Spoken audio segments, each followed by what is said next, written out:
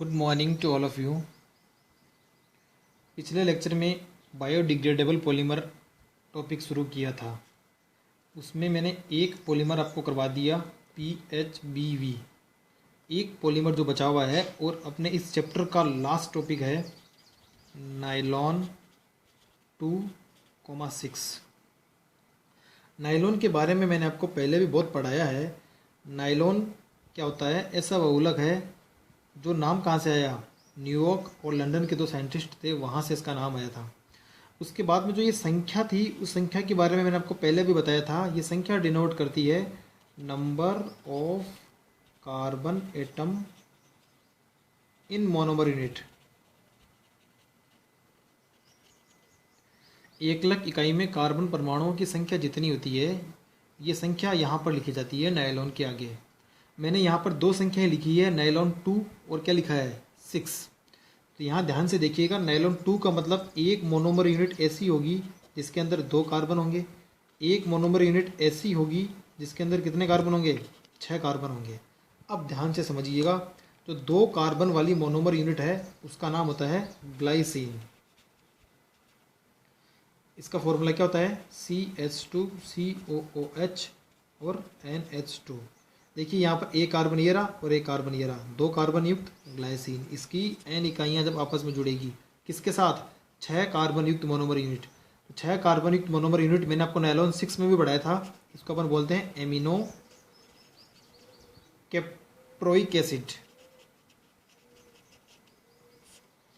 ध्यान से देखिएगा, एमिनो कैप्रोइक एसिड का फॉर्मूला क्या हो जाएगा? 6 कार्बन, तो अपना क्या करेंगे CH2 का होल 5 COOH और एक क्या जुड़ जाएगा इससे? NH2 जुड़ जाएगा।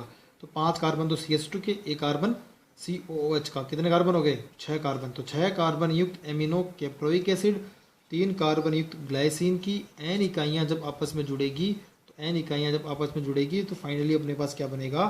फाइनली अपने पास नायलॉन 2,6 पॉलीमर बनेगा।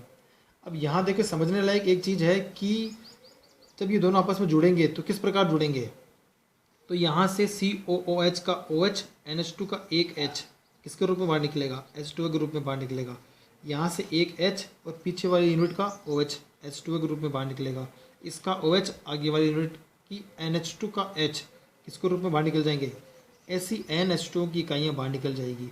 NH2O की इकाइयाँ बाहर निकल रही है, इसका मतलब एक चीज़ यहाँ पर भी क्लियर हो गई जो मैंने आपको बार बार बताई है। अब तो आपके याद ही होगी क्या कि कौन सा पॉलीमर है ये? Condensation polymer. विधि कौन सी होगी? कंडेंसेशन पॉलीमराइजेशन, ऐसे ही कहा जाता है संघनन बहुलकीकरण।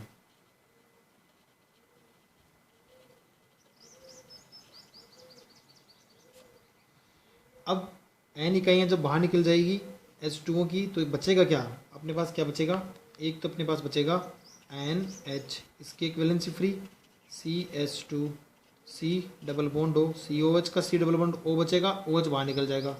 यहाँ से एक अपने पास NH बचेगा, फिर CH2 की 5 यूनिट, फिर बाद में C डबल बॉन्ड O। ऐसी n इकाइयाँ आपस में जब जुड़ेंगी तो जो बहुलक बनेगा, उसी बहुलक को अपन क्या कहते हैं? उसी बहुलक को अपन नायलॉन 2,6 कहा जाता है। Nylon 2,6 polymer. अब देखिए, नायलॉन 2,6 पॉलीमर, तो मोनोमर यूनिट क्या हो जाएगी? 2 कार्बन वाली, और सॉरी यहाँ पर 3 कार्बन नहीं है, 2 कार्बन, 2 कार्बन वाली और 6 कार्बन वाली। तो अपने पास क्या बहुलक बन गया? नायलॉन 2,6 पॉलीमर बन गया।